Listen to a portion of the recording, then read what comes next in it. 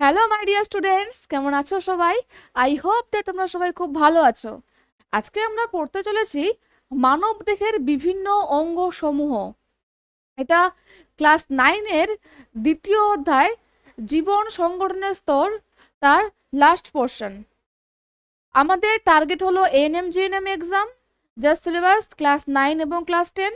তাহলে ক্লাস 9-10-এর বাচ্চারাও এই সমস্ত ভিডিও লেকচারগুলো কিন্তু দেখতে পারো। আমরা দেখেছি প্রিভিয়াস ইয়ার্সে যে হায়ার লেভেল থেকে, অর্থাৎ ক্লাস 11 এবং ক্লাস 12 থেকেও এনএম জেএনএমে বেশ কিছু প্রশ্ন এসেছে। 2023-এ বেশি এসেছে। তাই আমাদেরকে চেষ্টা করতে হবে হায়ার স্টাডি করার, হায়ার লেভেল স্টাডি করার। তাই আজকে যে আমরা লেকচারটা কমপ্লিট করব, এখানে আমি তোমাদেরকে এমনভাবে এই লেকচারটাকে কমপ্লিট করাবো যে এখানে তোমাদেরকে আমি এক্সট্রা ইনফরমেশন দেবো। ক্লাস 11 এবং ক্লাস 12-এর পরিপ্রেক্ষিতে আমরা এই জিনিসগুলো শিখবো। মানে 9-10 তো কভার হচ্ছে, প্লাস এনএম জিএনএম এর জন্য যতটা দরকার 11-12 থেকেও সেটাও আমরা কভার করব। কেমন? তো চলো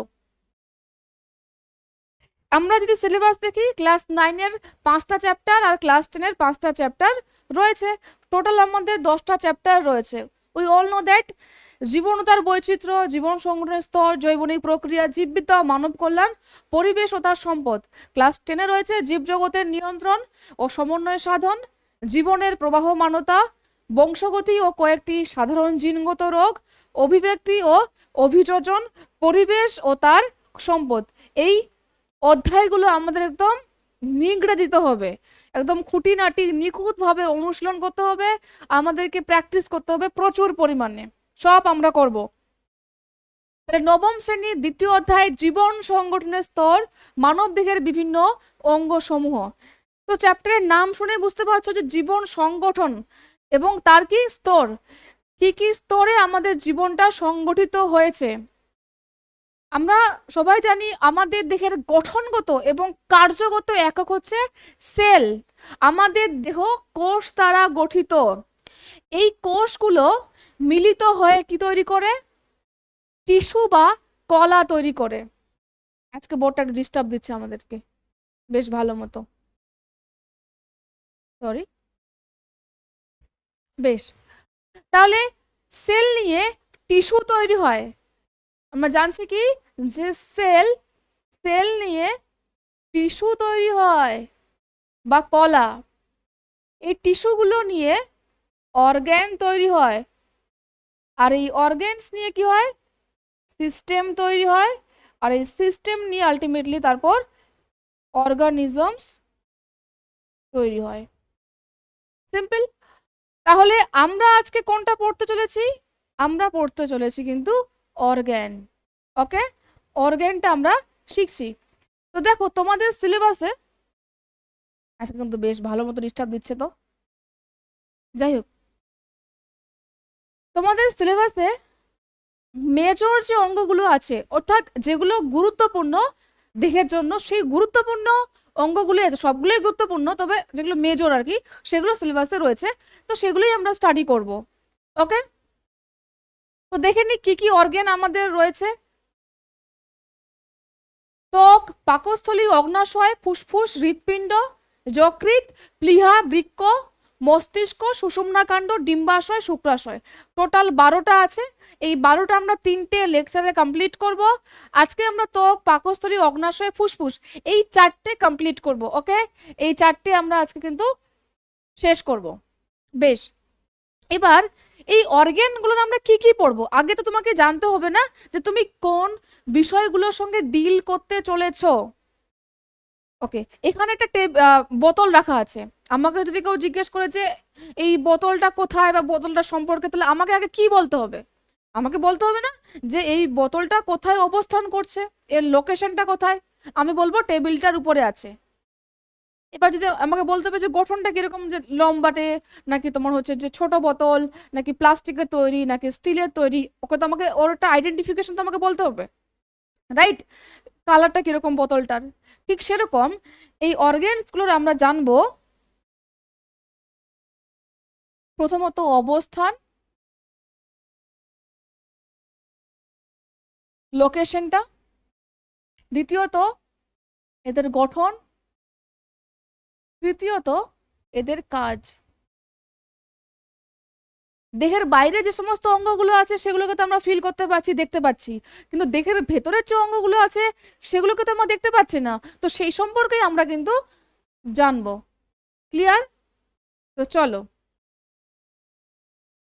তো প্রথম যে অর্গানটা আমাদের রয়েছে তা হলো স্কিন বা ত্বক। আমাদের দেহের সব থেকে বড় অঙ্গের নাম হচ্ছে কি স্কিন, সর্বাপেক্ষা বৃহৎ অঙ্গ।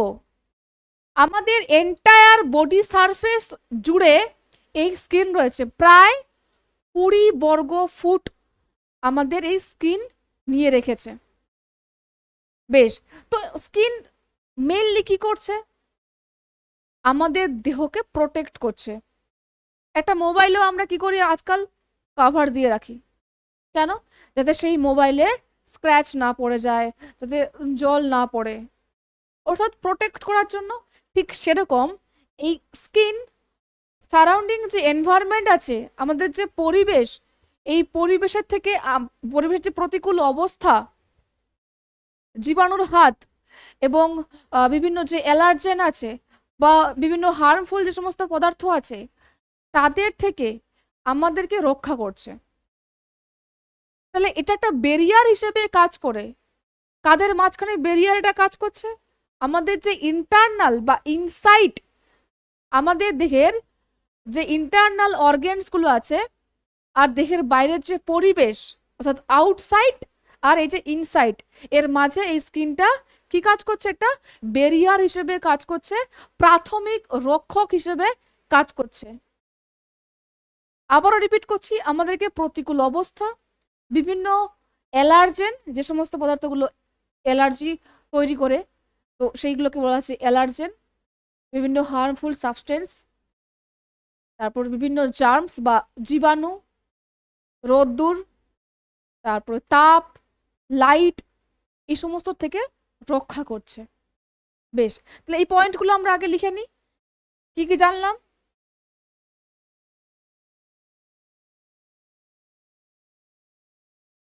এটা হচ্ছে দেহের সর্বাপেক্ষা বৃহৎ অঙ্গ। এটা কি করছে? এটা ব্যারিয়ার হিসেবে কাজ করছে।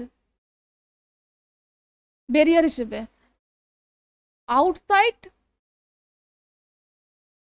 আর ইনসাইডের মাঝে একটা ব্যারিয়ার হিসেবে কাজ করছে। আমাদের এন্টায়ার, কিছু জিনিস আমি ইংলিশে লেখাচ্ছি, তোমরা ইংলিশে লিখে নিতে পারো, চাপ নেই, খুব সিম্পল ব্যাপার। এন্টায়ার বডি সারফেস জুড়ে রয়েছে, সারফেস জুড়ে অবস্থান করছে প্রায় কত? প্রায় 20 বর্গ ফুট। দেহ থেকে যদি স্কিনকে পৃথক করা যায় তাহলে আমরা দেখব যে স্কিন দৈর্ঘ্যে প্রায় 20 বর্গ ফুট। ওকে, এই 3টে পয়েন্ট আই হোপ ক্লিয়ার। আর কি করছে? প্রাথমিক রক্ষক হিসেবে কাজ করছে, কাজ করে। এটা যে শুধু মানে বৃহৎ আকারের তা নয়, তার পাশাপাশি এটার কিন্তু বৃহৎ কাজ রয়েছে, বহুবিধ এরা কাজ করে, ভাইটাল রোল প্লে করে। প্রাথমিক রক্ষক তো আমি লিখলাম, আরো অনেক কাজ আছে, সেই কাজগুলো আমরা দেখব। তাহলে প্রাথমিক রক্ষক হিসেবে কাজ করছে, প্রতিকূল অবস্থা থেকে আমাদেরকে এরা রক্ষা করছে। ওকে, বেশ, এবারে এই স্কিনের গঠন দেখে নি, যে এর স্ট্রাকচারটা কেমন, এর গঠন। তো স্কিন 3টি স্তর দ্বারা গঠিত হয়। কয়টা?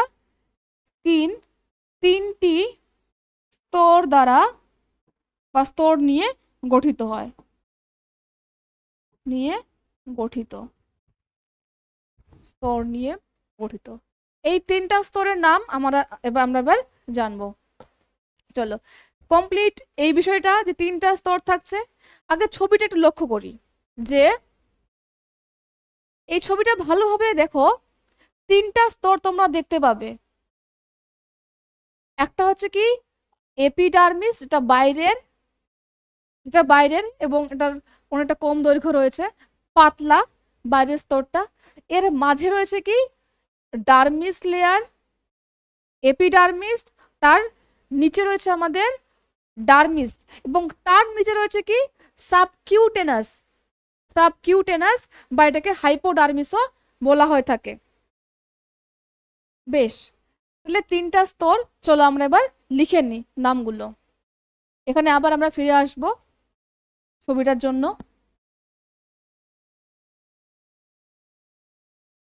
কালারটা চেঞ্জ করতে হবে তো, তাহলে ভিজিবল হচ্ছে না তো। দেখো,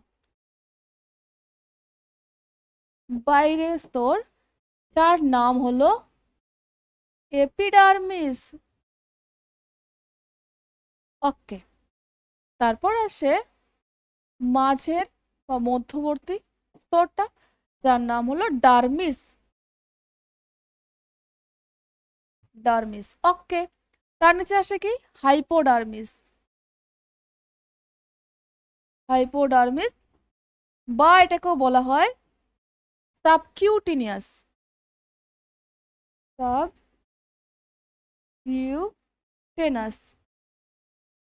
স্তর, যেটা মেনলি ফ্যাট দিয়ে তৈরি হয়। তাহলে 3টে স্তর ক্লিয়ার সবার? যে কোনো জায়গায় যখন তোমরা ডার্ম শব্দটা পাবে, ডার্ম, তখন বুঝে নেবে যে এটা কি বোঝাচ্ছে, স্কিন বোঝাচ্ছে। বেসিক্যালি গ্রিক শব্দ ডার্মা থেকে এই ডার্ম শব্দটা এসেছে। যেমন যারা স্কিনের যে সমস্ত ডক্টর হয় তাদেরকে বলা হয় কি ডার্মাটোলজিস্ট, এবং সেই সংক্রান্ত যে বিদ্যা তাকে বলা হয় কি ডার্মাটোলজি। সো ডার্মা বলতে সবসময় কি বোঝায়, স্কিন বোঝায়। ক্লিয়ার? স্কিন বা কাভারিং এই টাইপের। ওকে, এবার এই এক একটা লেয়ারকে নিয়ে আমরা আলোচনা করব। ফার্স্ট দেখে নেব আমরা এপিডার্মিস।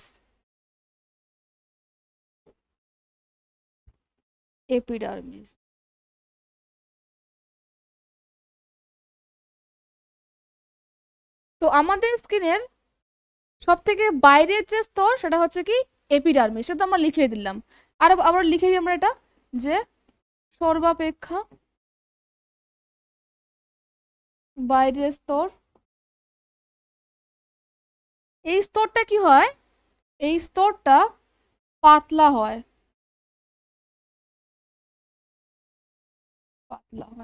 আর কি হয়, এটা স্ট্র্যাটিফাইড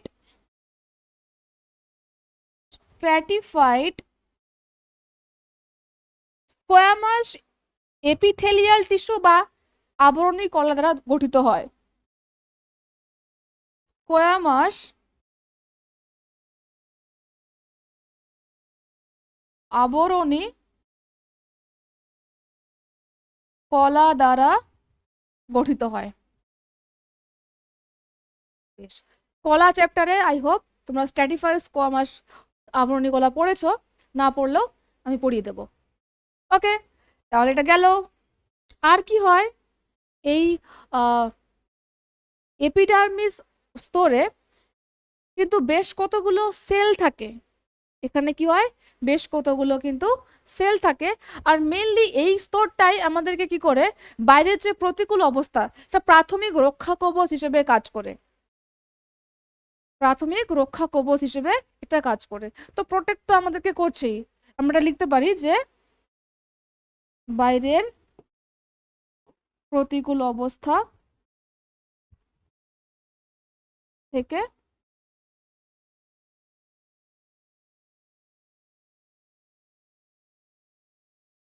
রক্ষা করে। সিম্পল।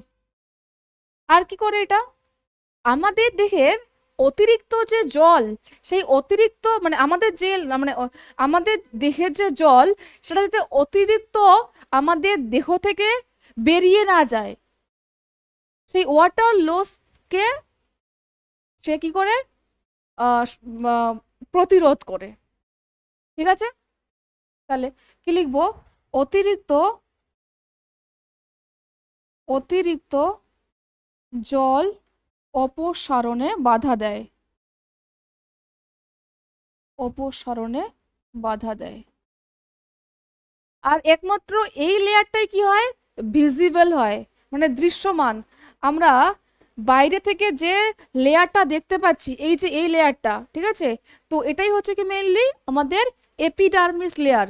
আর এই এপিডার্মিস লেয়ারে আমরা কি দেখতে পাবো? লোম দেখতে পাবো, তাই না? মানে অর্থাৎ ছিদ্রগুলো দেখতে পাবো, মানে হচ্ছে যে এক কথায় ওপেনিং। এই যে লোম, তার যে ওপেনিংটা, সেই ওপেনিংটা এখানে হচ্ছে। তার হয়তো শিকড় বা রুট এখানে না, সেই যে লোমটা আছে সেই লোমটার রুট বা শিকড় কিন্তু এপিডার্মিস না, ওপেনিং, এখানে ওপেন হচ্ছে, কিন্তু তার রুট আরো একদম ডিপার মোস্ট লেয়ারে রয়েছে, সেটা আমরা জানবো। তাহলে এখানে ওপেনিং রয়েছে, এইটুকুনি ক্লিয়ার সবারই? বেশ, এবার এখানে বেশ কতগুলো কোষ রয়েছে, সেই কোষগুলোর নাম চলো আমরা দেখে নিই যে কি কি। আচ্ছা, আমরা নতুন আমাদের স্লাইড নিতে হবে। কি কি সেলস থাকে দেখে নি। এখানে থাকে আমাদের ক্যারাটিনোসাইট, ক্যারাটিনোসাইট। এই ক্যারাটিনোসাইট কি করে? এই কোষগুলি ক্যারাটিন নামক প্রোটিন তৈরি করে, ক্যারাটিন নামক প্রোটিন তৈরি করে। আর এই ক্যারাটিন প্রোটিন কি কোথায় পাওয়া যায় বলো তো? নেইলস। আমাদের যে নেইলস গুলো তৈরি হয়, তো এই নেইলস গুলো ক্যারাটিন প্রোটিন দিয়ে তৈরি হয়। অর্থাৎ এই ক্যারাটিন কি করছে? স্ট্রেংথ প্রদান করছে, ঠিক আছে, আরো বেশি মজবুত করছে, একটা হার্ডনেস প্রোভাইড করছে। ইট প্রোভাইডস হার্ডনেস, শক্ত করছে। নখ তো শক্তই হয়, তাই না? এটা হার্ডনেস প্রোভাইড করছে। আর কি? ওয়াটার প্রুফ, ওয়াটার প্রুফ করে তোলে, ওয়াটার প্রুফ। বেশ, এছাড়া তোমরা দেখবে গরুর শিং বা মহিষের যে শিংগুলো হয়, খুর হয়, তো সেই শিং, খুর, এইগুলো কিন্তু ক্যারাটিন দ্বারা তৈরি হয়। বা আমাদের যে চুল, সেই চুল কিন্তু ক্যারাটিন দ্বারা তৈরি হয়, হেয়ার। বি নম্বরে লেখো মেলানোসাইট, মেলানোসাইট। আজকে বোর্ডটা একটু বেশি ফেকাসে লাগছে, আমি বুঝতে পারছি, কিন্তু আমি কিছু করতে পারছি না, তোমরা একটু অ্যাডজাস্ট করে নিও। মেলানোসাইট, এই মেলানোসাইট কোষগুলো কি করে? মেলানিন তৈরি করে, মেলানিন। এই মেলানিনের কাজটা কি? এই মেলানিন আমাদের স্কিনের যে বর্ণ, স্কিনের যে কালার, সেই কালারটা নির্ধারণ করে কে? মেলানিন। তাহলে এ কি কাজ করছে? বর্ণ প্রদান করে বা বর্ণ নির্ধারণ করে, বর্ণ প্রদান করে বা বর্ণ নির্ধারণ। লিখে দিই, এটা বেশি আরো ভালো লাগবে শুনতে। দেখেছো?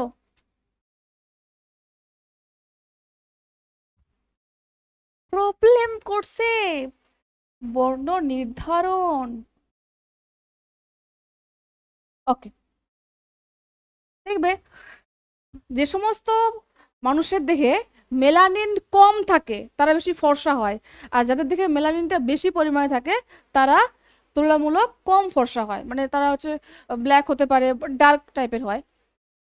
ঠিক আছে, এক কথায় এখানে বর্ণ নির্ধারণ করছে। বেশ, সি নম্বরে আমরা কি লিখবো? এখানে লেঙ্গারহ্যান্স নামক কোষ থাকে, লেঙ্গারহ্যান্স কোষ থাকে। এই লেঙ্গারহ্যান্স কোষগুলো অনাক্রমতায় সাহায্য করে, অনাক্রমতায় সাহায্য করে। অর্থাৎ বাইরে থেকে যাতে কোনো রকমের মাইক্রোবস বা ব্যাকটেরিয়া, ভাইরাস আমাদেরকে অ্যাটাক না করতে পারে, তাদের হাত থেকে এই লেঙ্গারহ্যান্স নামক সেলগুলো আমাদেরকে রক্ষা করে। তাহলে অনাক্রমতায় সাহায্য করে, এরা ওয়ান কাইন্ড অফ কি ডিফেন্স সেল, সাহায্য করে থাকে। মনে রাখবে এপিডার্মিস লেয়ারটার আরো আবার সাব লেয়ার্স বা উপ স্তর রয়েছে, সেগুলো কিন্তু তোমাদের না জানলেও চলবে, সিলেবাসে কিন্তু অত কিছু নেই। এই অবধি জানলেই সাফিসিয়েন্ট। ঠিক আছে, তাহলে এবার নেক্সট লেয়ারটা আমরা পড়বো, দ্যাট ইজ ডার্মিস। এত তাড়াতাড়ি ভুললে তো চলবে না বাবা। ডার্মিস, বেশ, তাহলে এই ডার্মিস লেয়ারটা কি? এটা হচ্ছে এপিডার্মিস, এপিডার্মিস এবং হাইপোডার্মিসের মধ্যবর্তী অবস্থান করে।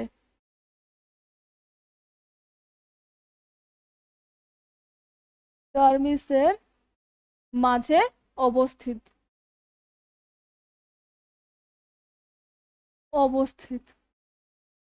সিম্পল। এই অবস্থান তো আমরা এমনিতেও জানি, এটা নতুন করে আর কিছু না। আচ্ছা, একটু ফোকাসিং এর প্রবলেমটা হচ্ছে, বুঝতে পারছি। ব্ল্যাক স্ক্রিন নিলে এরকম একটু হয়ে যায়।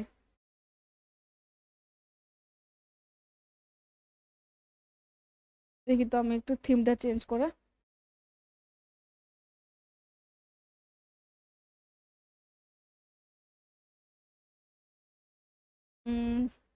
তুলনামূলক ঠিক লাগছে, আই হোপ লাগছে। চলো, তাহলে এপিডার্মিস এবং হাইপোডার্মিসের মাঝে অবস্থান করে। ওকে, এই ডার্মিসে দেখো বেশ কতগুলো কিন্তু গ্রন্থি থাকে। কি কি গ্রন্থি থাকে? এখানে ঘর্মগ্রন্থি থাকে, ঘর্মগ্রন্থি, যেখান থেকে কি হয়, ঘাম নিঃসরণ হয়, ঘাম নিঃসরণ হয়। এখানে থেকে সিবেশিয়াস গ্রন্থি,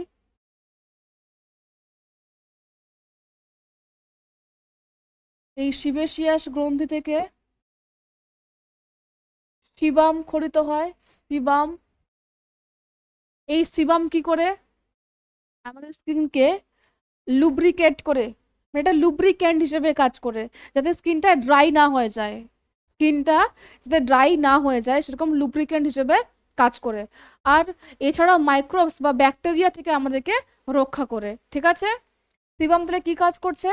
যাতে আমাদের স্কিনটা ড্রাই না হয়ে যায় সেই কাজটা করছে, প্লাস কিলস ব্যাকটেরিয়া আর লুব্রিক্যান্ট হিসেবে কাজ করছে। ওকে, এছাড়া এই যে আমাদের লোম, সেই লোমের যে রুট, এই রুট কিন্তু এখানে প্রেজেন্ট।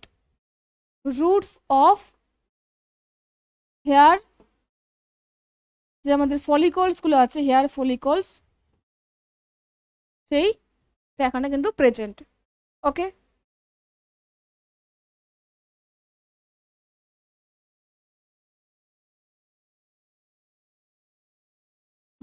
আমি একবার জাস্ট রিমোটটা নিই, কিছু একটা প্রবলেম হয়তো হচ্ছে। তোমরা একটা খাতায় লিখে নাও তাড়াতাড়ি করে।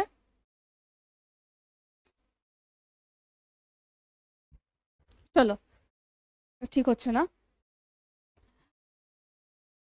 এই ডার্মিসে কি হয় মনে রাখবে, ভিটামিন, মনে রাখবে ভাইটামিনও বলে, ভিটামিন ডি সিনথেসাইজ করে, বা সিনথেসাইজ এখানে হয়, ভিটামিন ডি সংশ্লেষ করে। আর এই ভিটামিন ডি আমরা জানি কি করে, যে ক্যালসিয়াম, সেই ক্যালসিয়ামকে অ্যাবজর্ব করতে কিন্তু সাহায্য করে। ভিটামিন ডি ক্যালসিয়ামকে অ্যাবজর্ব করতে সাহায্য করে। তাহলে ভিটামিন সংশ্লেষ হচ্ছে এই ডার্মিসে। এটাও মনে রাখবে যে ডার্মিসে কিন্তু আমরা দুটো পোর্শন পাবো, দু ধরনের এখানে কিন্তু সেলস থাকে। একটাকে বলে হচ্ছে কি পেপিলারি, যেগুলো projection like finger like, projection like structure থাকে, যেগুলোকে বলা হয় প্যাপিলারি, প্যাপিলারি। যদি তোমাদের এনএমজিএনএম এর জন্য এইটা হয়তো লাগবে না, তা আমি বলে রাখি, যেগুলো প্রজেকশন লাইক হয়।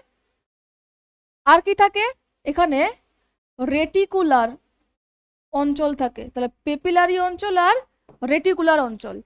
রেটিকুলার অঞ্চলে আমরা কি পাবো, বিভিন্ন কিন্তু কানেকটিভ টিস্যু থাকে। রেটিকুলারে কি হয়, বা জগ কলা থাকে, জগ কলা থাকে। আর পেপিলারি গুলো কি হয়, projection like structure, projection like structure. বেশ, আচ্ছা, আগের স্লাইডে একটা জিনিস বলতে আমি ভুলে গেছি। তাহলে কি বলতো, যে এটা বেশ ইম্পর্টেন্ট একটা ব্যাপার, যে ডার্মিসে কিন্তু আমাদের, কোথায় গেল ডার্মিসটা, কোনো রক্ত চালিকা বা রক্ত জালক থাকে না, রক্ত নালী থাকে না। মোস্ট ইম্পর্টেন্ট পয়েন্ট এটা কিন্তু, এপিডার্মিসে কোনো রক্ত নালী থাকে না। কোথায় লিখি বলো তো, এখানে দেখতে পাবে তোমরা, আই হোপ পাবে। রক্ত নালী মানে ব্লাড ভেসেলস এখানে থাকে না। এবার তুমি বলতে পারো, যদি এখানে ব্লাড ভেসেলস না থাকে তাহলে এই এপিডার্মিসের সেলগুলো পুষ্টি পদার্থ কিভাবে পাচ্ছে? পাচ্ছে কারণ এপিডার্মিসের নিচে যে ডার্মিস লেয়ারটা আছে সেই ডার্মিসে রক্তজালক থাকে। এবার সেই রক্তজালকের মধ্যে মানে ওখানে পুষ্টি পদার্থ আছে ওই স্তরটাতে, সেই পুষ্টি পদার্থগুলো কৌশিক জালিকার মাধ্যমে বেপন পদ্ধতিতে এপিডার্মিসে আসে। তাহলে থাকে না, তবে কি হয়, কৌশিক জালিকার মাধ্যমে। কোথায় লিখি বলো তো, এখানে লিখেছি, হ্যাঁ, কৌশিক জালিকার মাধ্যমে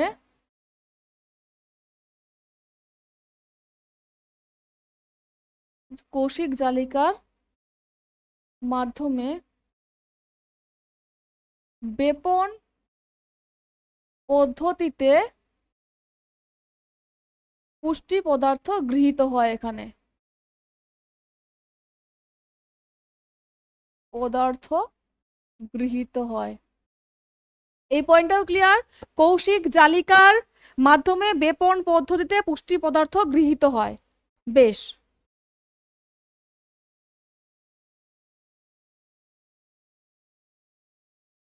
এ বাবা আমাদের আরেকটা কথাই গেল।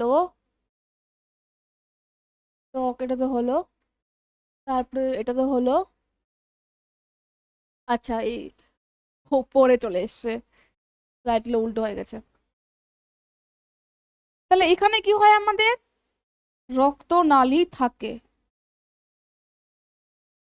রক্তনালী কিন্তু এখানে থাকে, এটা বলার জন্য ওটাও আমাকে বলতে হলো এখন, রক্তনালী থাকে। বেশ,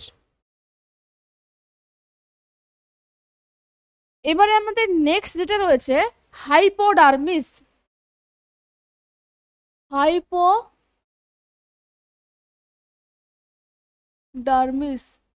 ডার্মিস, দেখো হাইপোডার্মিস এখানে মেইনলি কি হয়, ফ্যাট বা এডিপোস টিস্যু দ্বারা এটা তৈরি হয়। এটাকে বলা হয় সাব কিউটেনাস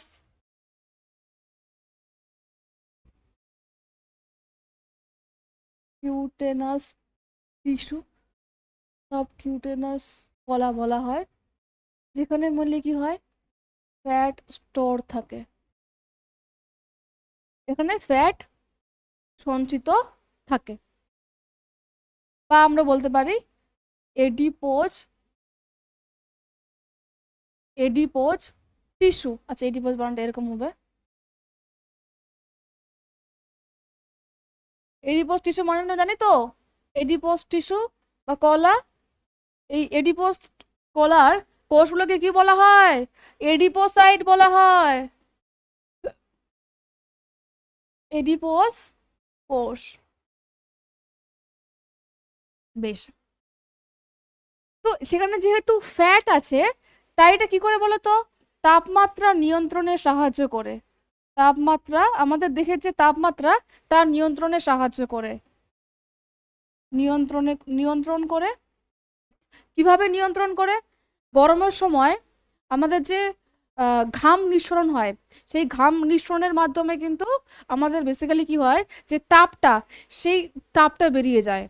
আর শীতের সময় যেহেতু এখানে ফ্যাট আছে, এই ফ্যাটগুলো তাপটাকে কি করে, তাপটাকে বজায় রাখতে সাহায্য করে। আমাদের দিকে যেটা একটা তাপমাত্রা আছে তো সেটাকে কনস্ট্যান্ট রাখতে সাহায্য করে।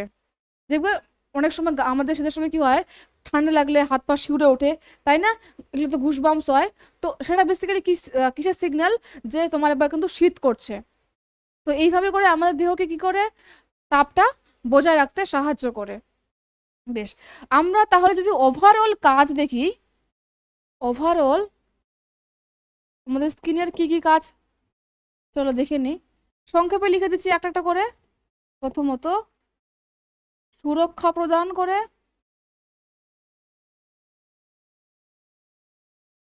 বেশ। দ্বিতীয়ত কি কাজ করছে? তাপমাত্রা নিয়ন্ত্রণ করে, তাপমাত্রা নিয়ন্ত্রণ করে। আর একটা কথা বলতে ভুলে গেলাম, ওই যে আমাদের ডার্মিস ছিল, আমাদের যে ডার্মিস ছিল, এক মিনিট জাস্ট, হুম, এই ডার্মিসে কিন্তু নার্ভ সেলস থাকে, নার্ভস থাকে। এই নার্ভস আমাদের সেন্সেশনে সাহায্য করে। কিসে সাহায্য করে? সেন্সেশনে সাহায্য করে, অর্থাৎ সেন্স অর্গ্যান হিসেবে কাজ করে এটা আমাদের। এই যে আমাদেরকে কেউ টাচ করলো, হাতে টাচ করলে আমি বুঝতে পারবো যে হ্যাঁ আমাকে টাচ করেছে, তারপর আমরা রেসপন্স করি।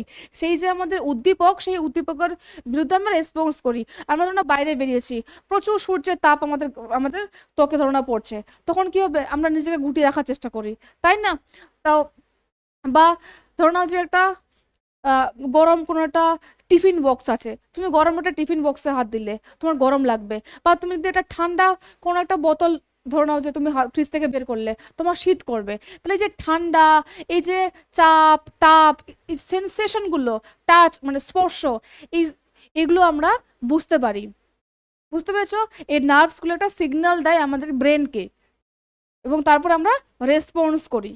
তাহলে এটার একটা কাজ কি দাঁড়াচ্ছে, যে সেন্সেশন বা আমাদের অনুভূতিতেও কিন্তু তারা সাহায্য করছে।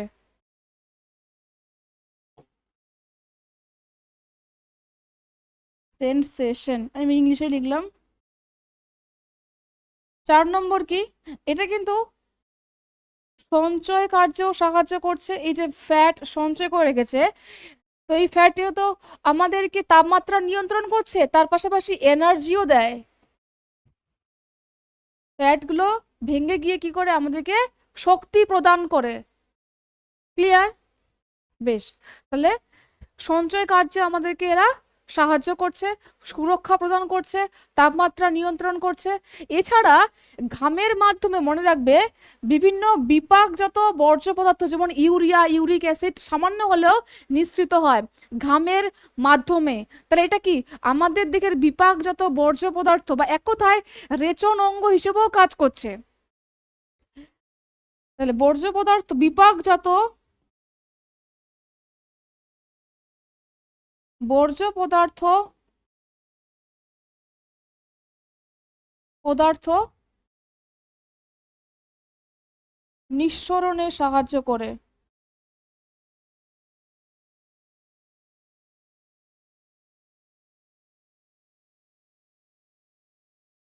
সাহায্য করে।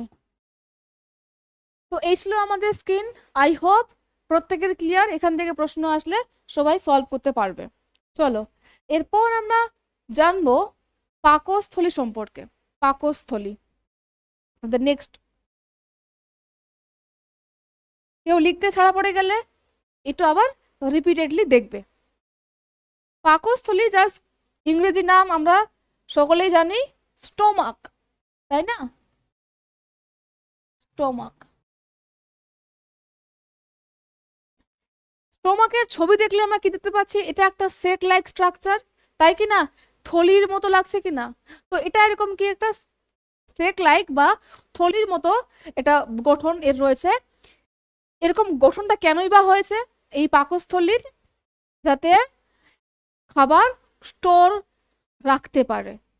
এই যে আমরা খাবারগুলো খাই, খাবারগুলো যখন খাচ্ছি, মানে ডিরেক্ট যে এগুলো একদম সঙ্গে সঙ্গে গিয়ে পরিপাক বা হজম হতে শুরু করে দিচ্ছে তা তো নয়। এগুলো সাময়িকভাবে একটা জায়গায় তো স্টোর হয়ে গিয়ে, এবং তারপর তো আস্তে আস্তে আস্তে করে সেখান থেকে পরিপাক হতে শুরু করে। তাহলে স্টোর করছে কে? এই পাকস্থলী। দেখবে অনেক সময় আমরা অনেক মানে আমাদের যেটা হয়তো লিমিট আছে, লিমিটের বাইরেও এক্সেসিভ কিছু খাবার খেয়ে নিই, তখন দেখবে পেটটা অনেকটা বড় হয়ে যায়, হয় না? পেটটা বড় হয়ে যায়। তাহলে এই পাকস্থলী কিন্তু ইলাস্টিক প্রকৃতির হয়। কি হয়? ইলাস্টিক প্রকৃতির হয়। মানে এটা আহ, যখন এর আহ, মানে ধরো না, যেটা যে নর্মাল অবস্থা, সেই নর্মাল অবস্থা থেকেও এটা এক্সটেন্ড করতে পারে। বুঝতে পেরেছো? এটা আরো কিন্তু বড় হতে পারে। যখন পরিস্থিতি অনুযায়ী। যাকে তো তখন থেকে আমি পরিপাক পরিপাক চিল্লাচ্ছি, তাহলে পরিপাক অর্থাৎ আমাদের এটা পরিপাকতন্ত্রের অংশ। উই নো দ্যাট অর্গানস নিয়ে সিস্টেম গড়ে ওঠে। এর আগে যেটা স্কিন ছিল আমাদের ইন্ট্রুগেমেন্টারি সিস্টেমের অন্তর্গত, আর এটা হচ্ছে আমাদের ডাইজেস্টিভ সিস্টেমের অন্তর্গত। বেশ, ডাইজেস্টিভ সিস্টেমটা যদি আমরা একটু ভালো করে লক্ষ্য করি, তাহলে আমরা দেখতে পাবো সেখানে গ্রন্থি থাকে আর নালী থাকে। এই যে মুখ থেকে আমাদের শুরু হচ্ছে, মুখবিবর থেকে, তারপরে খাদ্যনালী, খাদ্যনালীর পর আমাদের পাকস্থলী, এটা একটা নালী, তারপরে ক্ষুদ্রান্ত শুরু হচ্ছে, সেটাও নালী, তো তারপরে বৃহদন্ত্র, এবং তারপর গিয়ে আমাদের অপাচ্য বস্তু দেহ থেকে বহিষ্কৃত হচ্ছে মল হিসেবে। তাহলে এটা একটা কি, পুরোটা একটা নালী। তো সেই যে আমাদের পরিপাক নালী বা পৌষ্টিক নালী, সেই পৌষ্টিক নালীর অংশ হলো আমাদের এই পাকস্থলী। ক্লিয়ার সবার? তাহলে এটাই আমরা ফার্স্ট লিখবো যে এটা আমাদের পৌষ্টিক নালীর অংশ অন্তর্গত। ওকে, আচ্ছা অবস্থানটাও তো দেখতে হবে, কোথায় অবস্থান করছে। আমাদের যে খাদ্য নালী বা জীবন বিজ্ঞানের ভাষাতে এটাকে বলা হয় গ্রাসনালী। এই গ্রাসনালীর নিচে অবস্থান করে আমাদের যে ফুসফুস আছে, ফুসফুসের নিচে একটা ডোম শেপড পেশি আছে এক ধরনের, যেগুলোকে বলা হয় ডায়াফ্রাম বা মধ্যচ্ছদা। সেই মধ্যচ্ছদার নিচে, সেই মধ্যচ্ছদার নিচে উদর গহ্বরে খাদ্য নালী বা গ্রাস নালীর নিচে আমাদের পাকস্থলী অবস্থান করে, বা স্টোমাক লেফট সাইডে, আমাদের লেফট দিকে লেফট সাইডে অবস্থান করে। চলো লিখে নি তাহলে, পৌষ্টিক নালীর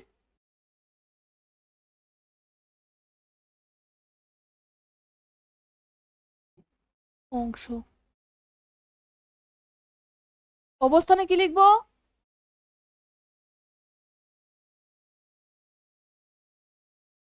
অবস্থান। অবস্থানে লিখছি যে উদর গহ্বরে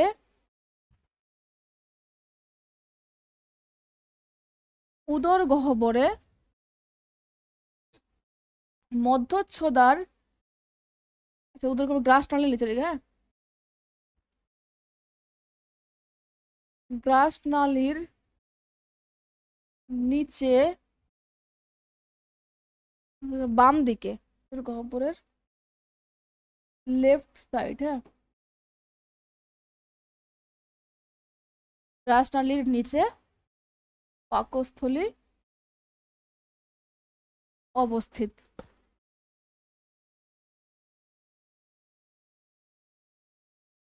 কেমন হয় এটা দেখতে? কিন্তু সেক লাইক স্ট্রাকচার, সেক লাইক স্ট্রাকচার। আর ইংরেজি অক্ষর জে, ইংরেজি অক্ষর জে এর মতো, দেখো অনেকটা ইংরেজি অক্ষর জে এর মতো। এটা আমরা লিখে নিতে পারি যে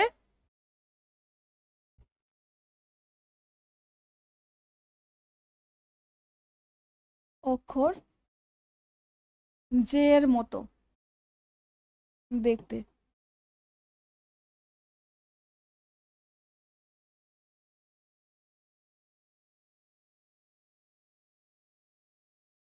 জে এর মতো দেখতে। বেশ,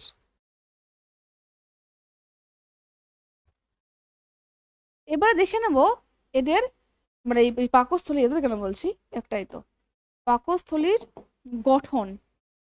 বেশ, তো দেখো এটা হচ্ছে আমাদের গ্রাস নালী বা খাদ্য নালী, ইসোফেগাস। কি বলা হয়? ইসোফেগাস বলা হয়। ওকে, এই গ্রাস নালীর পর এটা আমাদের শুরু হয়েছে, এটা কি পুরোটা পাকস্থলী। ওকে, পাকস্থলীর এই অংশটা আমাদের হৃৎপিণ্ডের অনেকটা কাছে অবস্থান করে, এই যে এই অংশটা, তো এই অংশটাকে বলা হয় কার্ডিয়াক অংশ। কি বলা হয়? কার্ডিয়াক অংশ, কার্ডিয়াক। আর এই অংশটাকে বলা হয় ফান্ডাস, যেমন এটা ব্যাঙের ছাতার মতো দেখতে, উপরের দিকে দেখো এই যে এই জায়গাটা হালকা মনে হচ্ছে স্ফীত হয়ে গেছে, এই স্ফীত অংশটাকে বলা হয় ফান্ডাস। ফান্ডাস, ফান্ডাস আমি এখানেও লেখাবো। এবং এই অংশটাকে মাঝে দেখো, এটাকে বলা হয় বডি বা দেহ, পাকস্থলীর দেহ। বেশ, আর এই অংশটা হচ্ছে আমাদের কি, পাইলোরিক। কি অংশ এইটা ঠিক বলতে পারি আমরা, পাইলোরিক অংশ, পাইলোরিক অংশ। ঠিক আছে, আর এরপর তো তোমরা জানো এই যে এই শেপটা নিয়েছে, এই যে এই টার্নটা নিয়েছে, এটা তো আমাদের ডিওডিনাম, রাইট? ক্ষুদ্রান্ত্রের প্রথম অংশ ডিওডিনাম।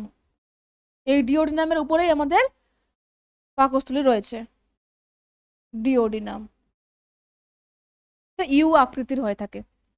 বেশ, তাহলে অংশগুলো আমরা কি কি পেলাম? চলো কবিতা হয়ে চলো, ফান্ডাস, কার্ডিয়াক, কার্ডিয়াক, তারপরে হচ্ছে কি বডি বা দেহ,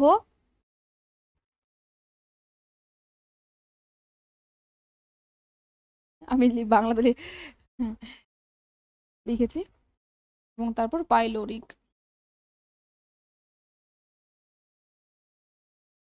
মনে রাখবে গ্রাসনালী আর এই পাকস্থলী, গ্রাসনালী আর পাকস্থলী এরা যে জায়গাতে সংযোগ করেছে, এই যে সংযোগ স্থল, ঠিক আছে, এই যে সংযোগ স্থল, এই সংযোগ স্থলকে বলা হয় ইসোফেগাল স্ফিংটার।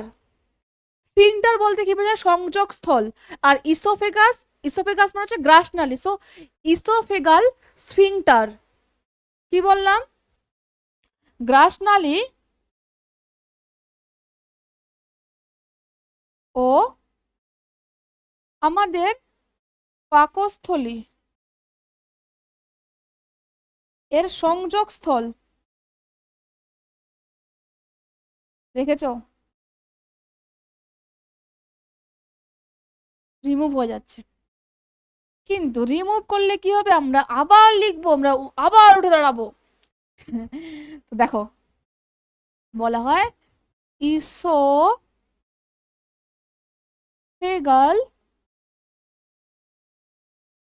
Sphincter, sphincter. আরেকটা রয়েছে ডিওডিনাম আর পাকস্থলীর মাঝে সংযোগ স্থল, যেটা আমরা বলবো কি পাইলোরিক স্ফিংটার। তাহলে আরেকটা হচ্ছে কি বাবা? ডিওডিনাম ও পাকস্থলীর সংযোগস্থল। ঠিক আছে, আমার জায়গা নেই, আমি এই জন্য সংক্ষেপে করে দিলাম। কি বলবো এটাকে? Pyloric, pyloric sphincter. চলো ক্লিয়ার সবার? দুটো স্ফিংটার রয়েছে, চারটে এখানে আমরা কি দেখতে পাবো? অংশ দেখতে পাবো, ফান্ডাস, কার্ডিয়াক, বডি এবং পাইলোরিক। উদর গহ্বরে লেফট সাইডে গ্রাসনালীর নিচে আমরা পাকস্থলীকে দেখতে পাবো। এটা সেক লাইক স্ট্রাকচার। বাবা দেখেছো ইংরেজি, ইংরেজি অক্ষর যে এর মতো দেখতে। বেশ, খুব ভালো কথা, খুব ভালো কথা। তো এবারে আমরা জানবো পাকস্থলীর কাজ, যে কি কাজ করছে। শুরুতেই আমরা কি জানলাম? যেটা পৌষ্টিক নালীর অংশ, তার মানে পরিপাকে বা ডাইজেশনে সাহায্য করে। পাকস্থলীর মধ্যে মনে রাখবে বিভিন্ন সেলস থাকে, এবং এই সেলসগুলো বিভিন্ন পদার্থ ক্ষরণ করে। আর যে সমস্ত সেল কিছু না কিছু ক্ষরণ করছে তাদেরকে আমরা কি বলি? একসঙ্গে গ্ল্যান্ড বলি। কি বলি? গ্রন্থি বা গ্ল্যান্ড। অর্থাৎ এই পাকস্থলীতে তার মানে কি রয়েছে? গ্ল্যান্ড রয়েছে, যাকে আমরা বলবো গ্যাস্ট্রিক গ্ল্যান্ড। যখনই কোথাও তোমরা গ্যাস্ট্রিক শব্দটা বুঝে মানে পাবে, তখনই স্টোমাক বুঝবে, স্টোমাক রিলেটেড সামথিং যাকে। তো এই গ্যাস্ট্রিক গ্ল্যান্ড বা পাক গ্রন্থি, এই পাক গ্রন্থির মধ্যে অনেক রকমের সেলস রয়েছে বা কোষ রয়েছে। এই সেলস বা কোষগুলো বিভিন্ন পদার্থ ক্ষরণ করে, আর এই ক্ষরিত পদার্থগুলোই পরিপাকে সাহায্য করে। তাহলে পাকস্থলী, পাক গ্রন্থি, সেখানে কিছু স্পেশাল ক্ষরণকারী সেল, সেই সেল থেকে ক্ষরিত পদার্থ, সেই পদার্থ সাহায্য করছে। এবং সেই পদার্থগুলোর মধ্যে উৎসেচক রয়েছে, পরিপাককারী বা ডাইজেস্টিভ এনজাইম রয়েছে, বা অ্যাসিডও থাকতে পারে, মিউকাস থাকতে পারে। তো প্রত্যেকটা টার্ম আমরা ভালো করে খুঁটিনাটি জানবো। চলো তাহলে পরিপাক গ্রন্থি, সরি পাক গ্রন্থি, পরিপাক কেন বলছি, পাক গ্রন্থি, পাক গ্রন্থি, গ্যাস্ট্রিক গ্ল্যান্ড, এখানে রয়েছে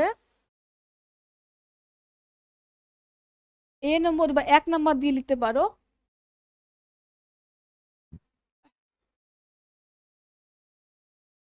অক্সিন্টিক সেল, অক্সিন্টিক বা প্যারাইটাল কোষ, বা প্যারাইটাল কোষ। এই প্যারাইটাল কোষ থেকে হাইড্রোক্লোরিক অ্যাসিড HCl,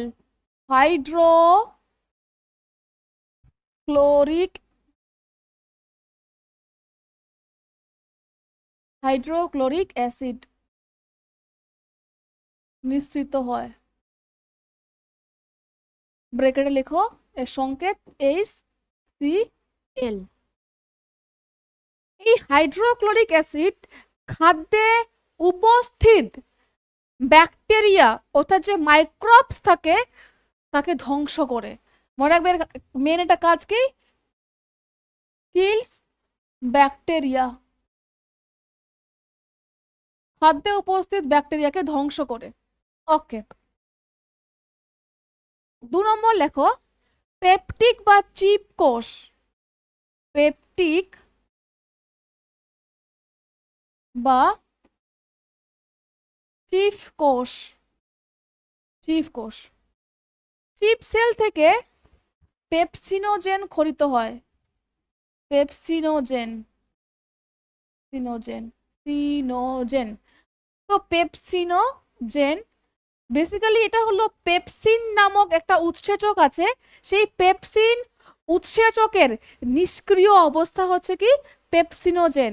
তো এটা বেসিক্যালি হলো আমাদের নিষ্ক্রিয় পেপসিন, নিষ্ক্রিয় পেপসিন। এই যে পেপসিনোজেন আছে এটা নিষ্ক্রিয় অবস্থায় থাকে, যখন HCl নিঃসৃত হয় এই HCl পেপসিনোজেনকে সক্রিয় করে তোলে।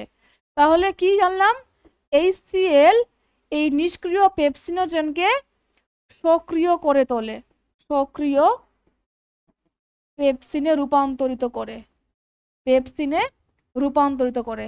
আর এই পেপসিন তখন কি করে, প্রোটিওলাইটিক উৎসেচক হিসেবে কাজ করে। প্রোটি শব্দ কি বুঝতে পারছো, প্রোটিনকে ভাঙতে এরা সাহায্য করে। মনে রাখবে পাকস্থলীর মধ্যে প্রধানত প্রোটিন জাতীয় খাদ্যের পরিপাক হয়। তাহলে কি করে এরা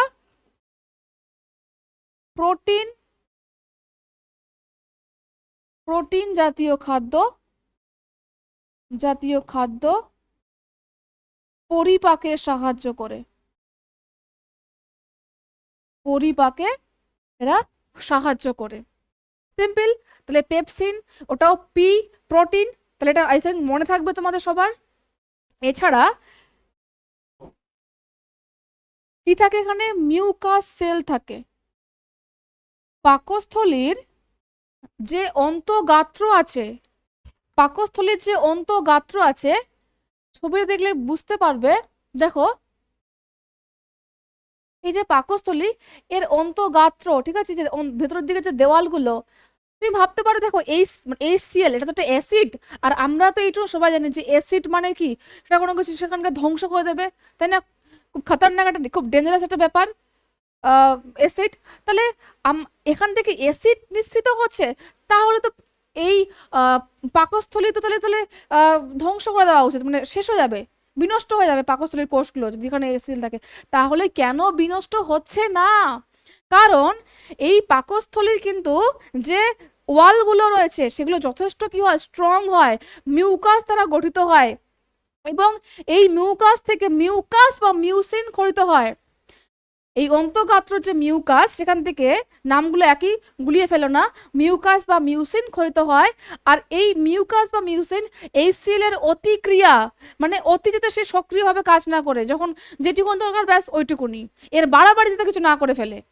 তো HCl এর অতিক্রিয়ার হাত থেকে পাকস্থলীর যে লাইনিং গুলো আছে, সেই লাইনিং গুলোকে এই মিউকাস রক্ষা করে। কে রক্ষা করে? মিউকাস রক্ষা করে। তাহলে মিউকাস কি? মিউকাস অন্তঃগাত্রে অবস্থান করে, পাকস্থলীর অন্তঃগাত্রে অবস্থান করে, যেখান থেকে মিউকাস বা মিউসিন খরিত হয়, মিউকাস বা মিউসিন খরিত হয়। আর কাজ কি বললাম, যে HCl এর অতিক্রিয়ার হাত থেকে রক্ষা করে। এছাড়া এখানে তোমার আর্জেন্টাফিন কোষ থাকে, যেখান থেকে সেরাটোনিন নামক খরিত হয় পদার্থ। ঠিক আছে, যাই হোক, এই তিনটা হচ্ছে মেইন আমাদের ইম্পর্টেন্ট।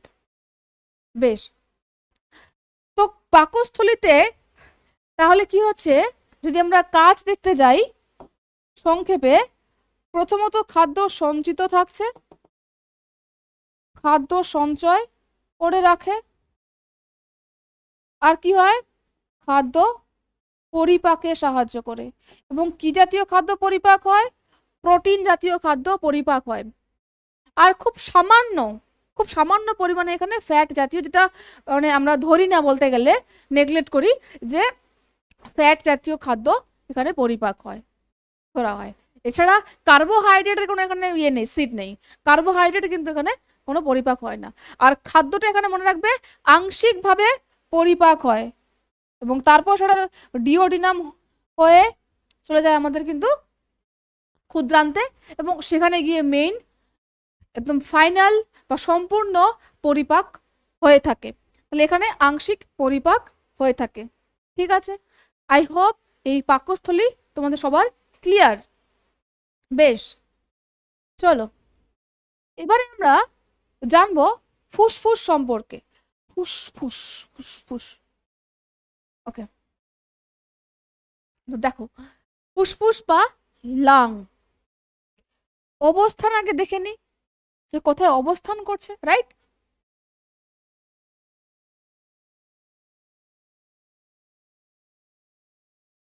দেখো, এই জায়গাতে কি অবস্থান করে? এই জায়গাটাতে আমাদের রয়েছে, এই জায়গাটাতে আমাদের রয়েছে কিন্তু হার্ট বা হৃৎপিণ্ড। তাহলে হৃৎপিণ্ডের দুপাশে ফুসফুস রয়েছে। আমাদের বক্ষপিঞ্জরে, আমাদের বক্ষপিঞ্জরে হৃৎপিণ্ডর দুপাশে ফুসফুস অবস্থান করে। চলো, এটাই এর অবস্থান। দেহের বক্ষপিঞ্জরে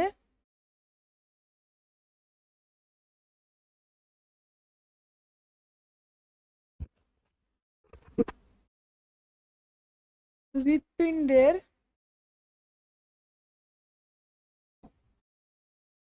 দুপাশে দুটি ফুসফুস অবস্থান, দুটি ফুসফুস অবস্থান করে, যা মানব দেহের প্রধান শ্বাসঅঙ্গ। এটা হচ্ছে আমাদের শ্বাসঅঙ্গ,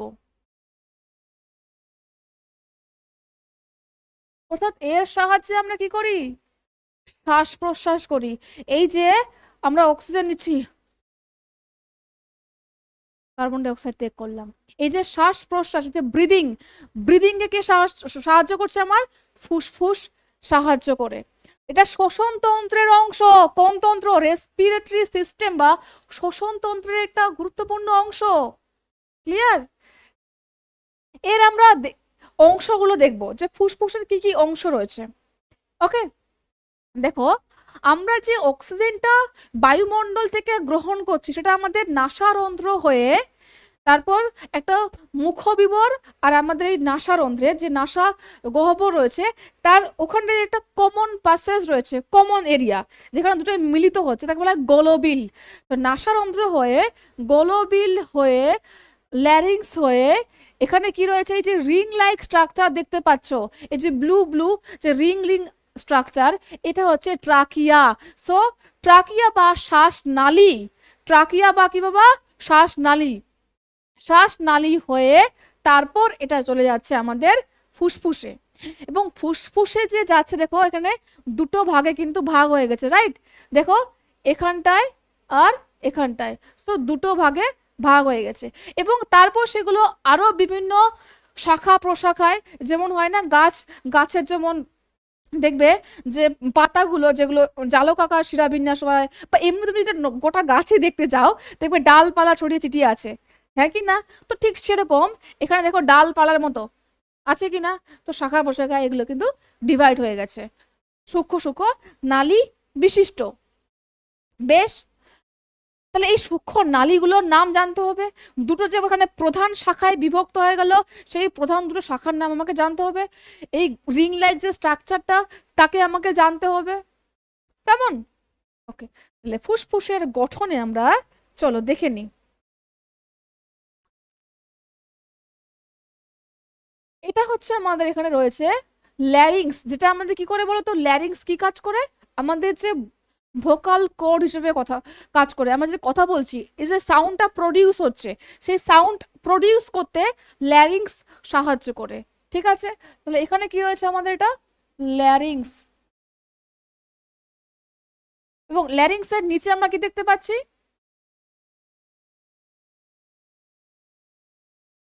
ট্রাকিয়া, ট্রাকিয়া।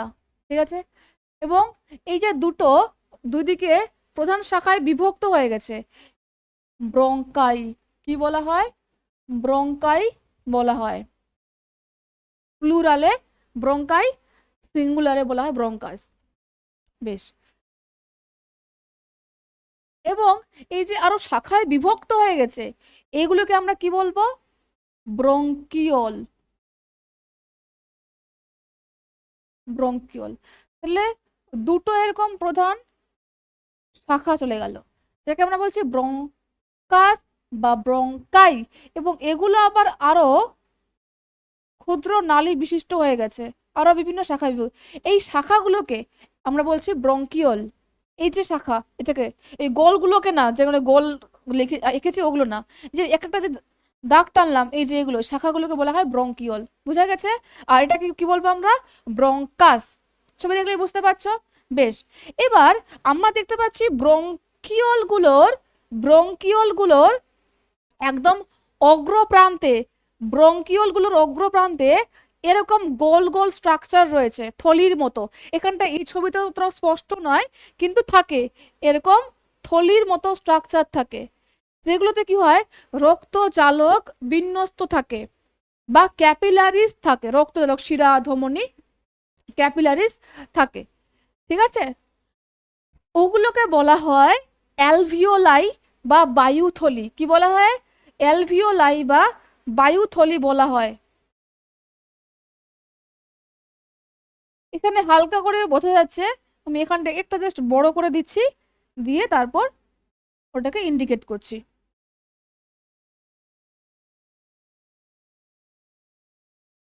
অ্যালভিওলাই,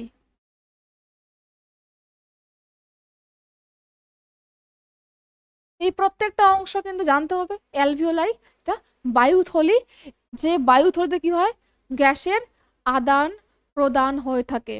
কি হয়, গ্যাসের আদান প্রদান হয়ে থাকে। বেশ, আমাদের দুটো ফুসফুস, একটা কি ডান ফুসফুস, একটা বাম ফুসফুস। আমি যদি এভাবে দাঁড়াই তাহলে এই সাইডটা কি হবে, ডান দিক, এটা বাম দিক, অর্থাৎ এটা ডান ফুসফুস, এটা বাম ফুসফুস। তো আমরা যদি একটু ভালো করে পর্যবেক্ষণ করি দেখতে পাবো যে ডান ফুসফুসটা বাম ফুসফুসের থেকে বড় হয়। কেন বলতো, যেহেতু এখানে হৃৎপিণ্ডটা থাকে বাঁ দিক ঘেঁষে হৃৎপিণ্ড থাকে, ওই জন্য ওই জায়গাতে নোচ টাইপের গঠিত হয়, যাকে আমরা বলবো কার্ডিয়াক নোচ। দেখেছো এখানটা এরকম একটা হালকা চ্যাপ্টে মতো গেছে না, এই জায়গাটাতে, থামো তোমাদের ওই ছবিটা একটু ভালো করে না থাক, ঘেটে যাবে এক্ষুনি। এই যে এই যে এই যে এই জায়গাটা, 1 মিনিট দোস্ত, এই যে এই জায়গাটা কি বলা হবে? Cardiac notch. Okay, okay, cardiac notch বলা হয়। তাহলে জানিলাম আমরা এ জীবন মিথ্যে নয়, ডান ফুসফুস বাম ফুসফুসের থেকে বড় হয়, থেকে বড় হয়। এটা হেলদি ফুসফুস হালকা পিঙ্ক টাইপের হয়, দেখছো কালারটা পিঙ্ক টাইপের, তো এরকম গোলাপি বর্ণের হয়ে থাকে। বেশ, ডান ফুসফুসে আমরা 3টে খণ্ড পাবো, 3টে লোব বা খণ্ড পাবো, আর বাম ফুসফুসে আমরা 2টো খণ্ড বা লোব পাবো। এর নিচে এটাকে বলা হয় ডায়াফ্রাম, এর নিচে যে পেশি থাকে সেটাকে বলা হয় ডায়াফ্রাম বা মধ্যচ্ছদা। ডায়াফ্রাম বা মধ্যচ্ছদার উপরে আমাদের ফুসফুস অবস্থান করে, বা মধ্যচ্ছদা, এটা কি এক ধরনের শ্বাসপেশি আমাদের রেসপিরেশনে বা যে ব্রিদিং এর কথায়, তো ব্রিদিং এ এই ডায়াফ্রাম বা মধ্যচ্ছদা সাহায্য করে, সবকটাই সাহায্য করে, কারণ আমরা জানলামই এটা শ্বাস অঙ্গ আমাদের ফুসফুস, তাই না? বেশ, তো ফুসফুস কিভাবে কাজ করে আমি সংক্ষেপে একটু বলি, যে আমরা যে অক্সিজেনটা গ্রহণ করছি, অক্সিজেনটা তারপর শ্বাসনালী বা ট্রাকিয়া হয়ে, ব্রঙ্কাস হয়ে, আমাদের যে ব্রঙ্কিওল হয়ে অ্যালভিওলাই বা বায়ুথলিতে যাচ্ছে, সেই বায়ুথলিতে কি রয়েছে? শিরা ধমনী রয়েছে। শিরা যার মধ্যে কি থাকবে? কার্বন ডাই অক্সাইড যুক্ত রক্ত থাকবে, আর ধমনী যার মধ্যে অক্সিজেন যুক্ত রক্ত থাকবে, রাইট? এবারে কি হচ্ছে, যে অক্সিজেনটা আমরা নিলাম সেটা আমাদের ওই রক্ত জালকের মধ্যে মিশে যাচ্ছে বা আবদ্ধ হয়ে যুক্ত হচ্ছে। আর আমাদের জানি যে দেহে যখন শক্তি তৈরি হয়, যে পদ্ধতিটা হলো রেসপিরেশন বা শ্বসন, তো শ্বসনে আমাদের বাই প্রোডাক্ট বা উপজাত বস্তু হিসেবে কার্বন ডাই অক্সাইড তৈরি হয়। শক্তি তৈরির সময় মাইটোকন্ড্রিয়াতে কার্বন ডাই অক্সাইড তৈরি হয়, যেটা আমাদের দেহের কোনো কাজে লাগে না, তো সেটাকে দেহ থেকে কি করতে হবে? বের করতে হবে, ত্যাগ করতে হবে। তো কার্বন ডাই অক্সাইডটাও কিন্তু এই ফুসফুসে এসে থাকে। এবার অক্সিজেন যুক্ত হলো, আর এই সেই শূন্য জায়গাটাতে তারপর কার্বন ডাই অক্সাইড চলে গেল, কার্বন ডাই অক্সাইড এবার দেহ থেকে নির্গত হয়ে গেল, আর অক্সিজেন রক্ত জালকে যুক্ত হয়ে গেল, আর কার্বন ডাই অক্সাইড দেহ থেকে বের হয়ে গেল। এই যে কার্বন ডাই অক্সাইড যুক্ত হওয়া এবং অক্সিজেন যে দেহ থেকে বেরিয়ে যাওয়া, এই যে গ্যাসের আদান প্রদান প্রতিনিয়ত হচ্ছে, এই যে গ্যাসের এক্সচেঞ্জ হচ্ছে, যা প্রশ্বাস আর নিঃশ্বাস, এটা আমরা ত্যাগ করছি বা নির্গত করছি, প্রশ্বাস বা নিঃশ্বাস করে থাকছে। সিম্পল, এইটুকুনি বোঝা। ওকে, যদি আমরা ফুসফুসের আরো ভালো করে গঠনটা দেখতে যাই, তাহলে ফুসফুসের গঠনে আমরা কি পাবো? দেখো, আর কি পেজ নেওয়া আছে? হ্যাঁ, নেওয়া আছে। ফুসফুসের বাইরে একটা কিন্তু মেমব্রেন আছে বা একটা কাভারিং আছে, যা ফুসফুসকে রক্ষা করছে। সেই কাভারিংটা বা মেমব্রেনটার নাম কি? সেই স্তরটার নাম হলো প্লুরা। তাহলে ফুসফুসের আবরণীর নাম, আবরণী লিখে আরো ভালো লাগবে শুনতে কথাটা, ফুসফুসের আবরণীর নাম কি বাবা?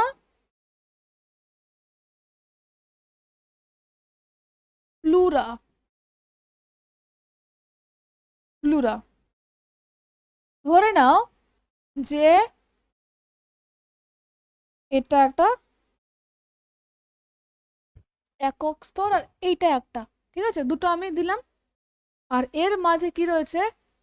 ফ্লুইড রয়েছে। আমি সেটা ফ্লুইড আমরা সবসময় কি করি? ব্লু কালার দিয়ে ইন্ডিকেট করি, রাইট? তো আমি এটা ব্লু কালার দিলাম এমনি জাস্ট বোঝার জন্য। ওকে, তাহলে এইটা আমাদের কি? প্লুরা। এটা হচ্ছে কি আমাদের প্লুরা। যে প্লুরার দুটো স্তর দেখতে পাচ্ছ, যে আমি এরকম করে দিলাম, ঠিক আছে, একটা কি ভেতরের দিকে আছে, এটা গ্রিন কালার, আর এটা কিন্তু আমরা বাইরের দিকে আছে, যেটা ভেতরের দিকে আছে তাকে আমরা বলবো কি ভিসেরাল স্তর। কি বলবো? ভিসেরাল স্তর। এটা কি রয়েছে? ভেতরের দিকে রয়েছে, ভ দিয়ে মনে রাখবে, ভেতরের বা ভিতরের। আরেকটা কি রয়েছে আমাদের? বাইরের দিকে রয়েছে।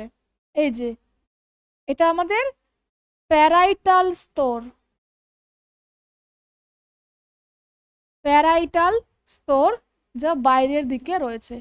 এই দুটো স্তরের মাঝের অঞ্চলটাকে বলা হয় অন্তঃপ্লুরা অঞ্চল। কি বলা হয়? এই মাঝের স্তরটাকে বলা হয় অন্তঃপ্লুরা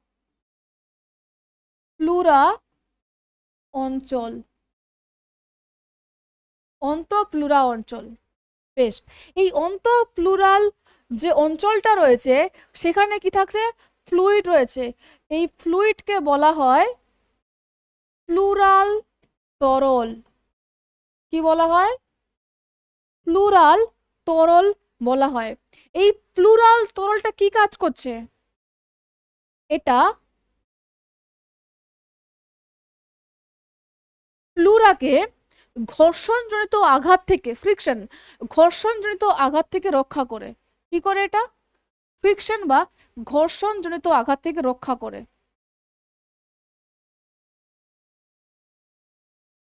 জনিত আঘাত থেকে রক্ষা করে, রক্ষা করে। শক এবজর্ভার হিসেবে কাজ করে। শক থেকে রক্ষা করে।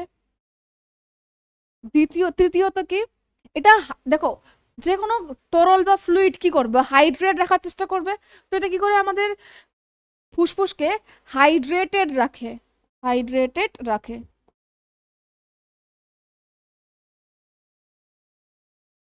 হাইড্রেটেড রাখে। তাহলে ফুসফুসের প্লুরার যে গঠন, আই হোপ ক্লিয়ার। মনে রাখবে, এই ফুসফুসের ফুসফুসটাকে হেলদি রাখা কিন্তু খুব প্রয়োজন। অনেকে যেমন স্মোক করে, স্মোকিং এর ফলে কি হয়? তার ফুসফুসের যে অ্যালভিওলাই, যে বায়ুথলিগুলো আছে যেখানে মেইনলি গ্যাসের এক্সচেঞ্জ হচ্ছে, তো সেগুলো বিনষ্ট হয়ে যায়। বিনষ্ট হওয়ার ফলে তখন শ্বাসকষ্ট হবে, তখন তার দীর্ঘ কাশি হবে, তারপর বিভিন্ন রোগ সৃষ্টি হবে। তো ফুসফুসের বেশ কিছু রোগ আছে, সেই রোগগুলো আমরা একটু সংক্ষেপে জাস্ট জেনে নিই। আমি জাস্ট পয়েন্ট আউট করে রাখছি এগুলোকে। কি কি হয় দেখো? অ্যাজমা হয়, অ্যাজমা বা যাকে বলা হয় বাংলাতে হাঁপানি, দেখেছো? বা হাঁপানি। ফুসফুসে যদি জল জমে যায়, একটা ব্যাকটেরিয়া আছে যার কারণে ফ্লুইড জমে যায়, স্ট্রেপ্টোকক্কাস নিউমোনির ফলে, সেই রোগের নাম হচ্ছে নিউমোনিয়া। তো ফুসফুসে নিউমোনিয়া রোগ হয়। ঠিক আছে? এছাড়া প্রফেশনাল কিছু ডিজিজও হয়, মানে ওকেশনাল, তোমার হচ্ছে যে প্রফেশনাল বা পেশাগত, অকিউপেশনাল যেগুলো হয়, সেটা হচ্ছে কি আমাদের silicosis. Silicosis disease. Silicosis disease. এছাড়া ব্রঙ্কাইটিস হয় নাকি? ব্রঙ্কাইটিস। এছাড়া এস বেশ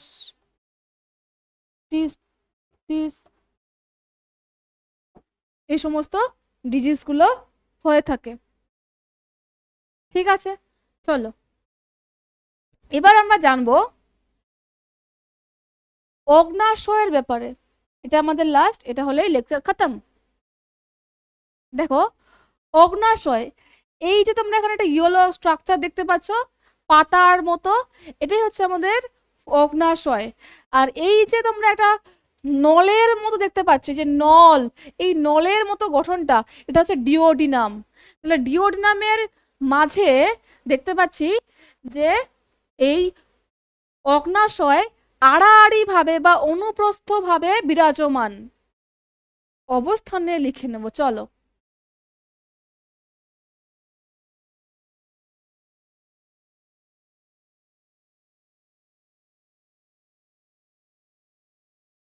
পাকস্থলীর নিচে বা পেছনে বললেও চলবে, ডিওডিনামের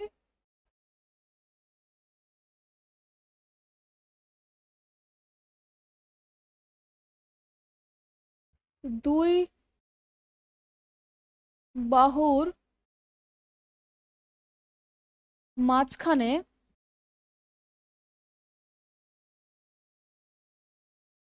আড়াআড়ি ভাবে বা অনুপ্রস্থ ভাবে অবস্থান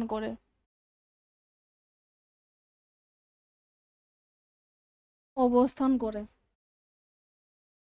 বেশ, তো আমরা দেখতে পাবো এর চারটে অংশ আছে।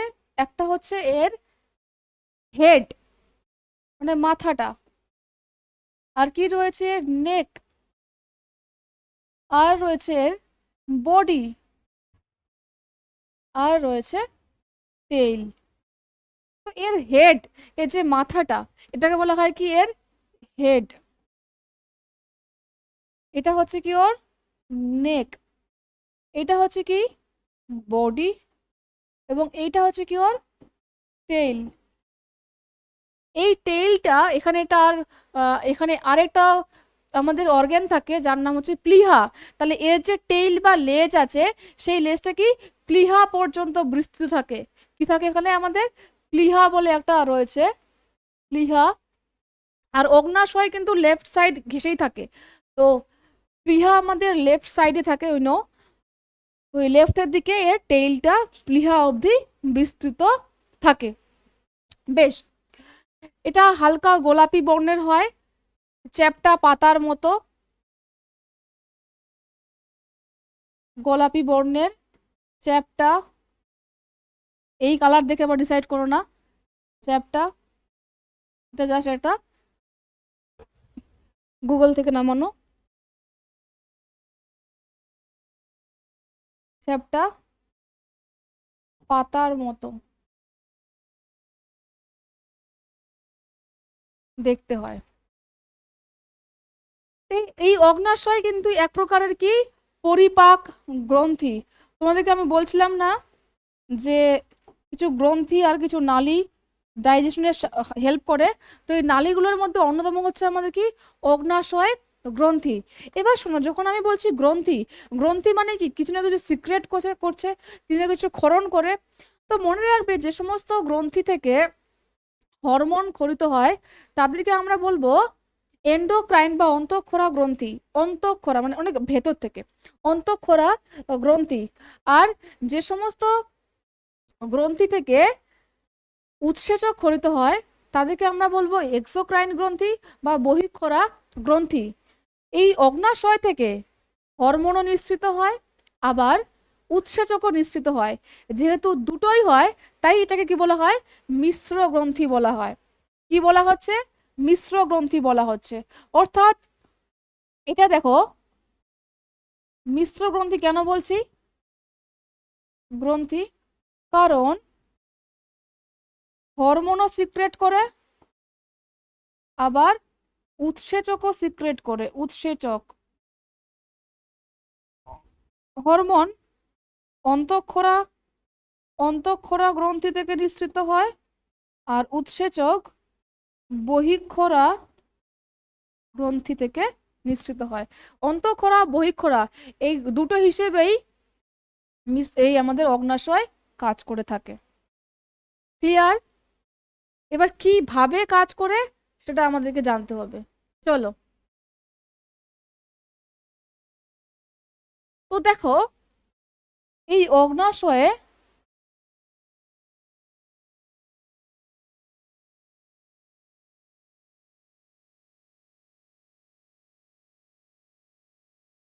এরকম অনেকগুলো সেল থাকে,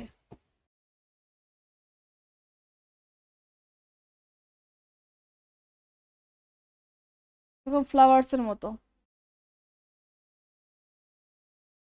পুষ্পা নাম শুনকে ফ্লাওয়ার সমঝে ক্যা, তাই না? দেখো ফুলের মতো।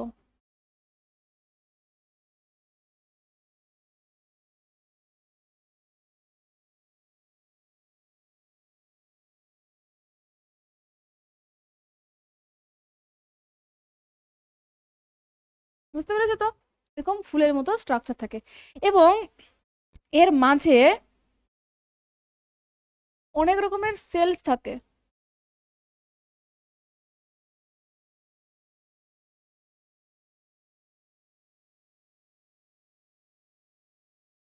ডিফারেন্ট ডিফারেন্ট কালার নিচ্ছি।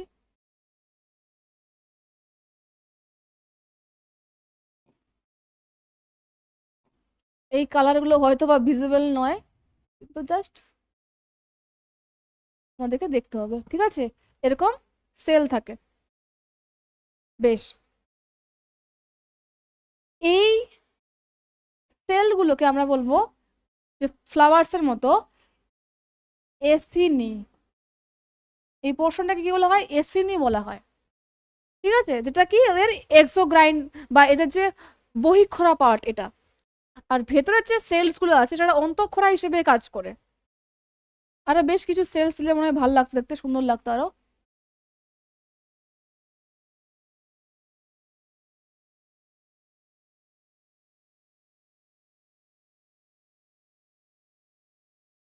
ঠিক আছে, এসিনির সেল হয়ে গেল।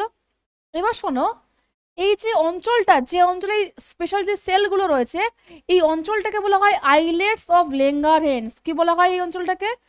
Islets of লেঙ্গারহ্যান্স। লেঙ্গারহ্যান্স, যেটা মূলত অন্তঃক্ষরার সাথে জড়িত, হ্যান্স। আর এসিনির, যেটা বহিঃক্ষরার সাথে জড়িত, ঠিক আছে?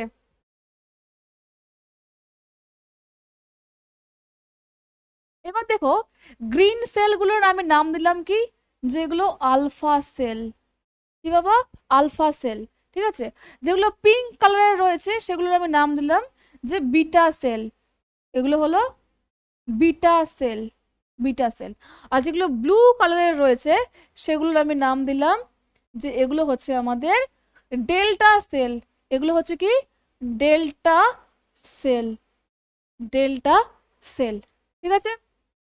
ওকে, এবার দেখো, আইলেটস অফ যে লেঙ্গারহ্যান্সের যে সেলসগুলো রয়েছে, আলফা সেল থেকে, এই যে আমাদের আলফা, আলফা সেল থেকে গ্লুকাগন নামক, গ্লুকাগন নামক হরমোন খরিত হয়।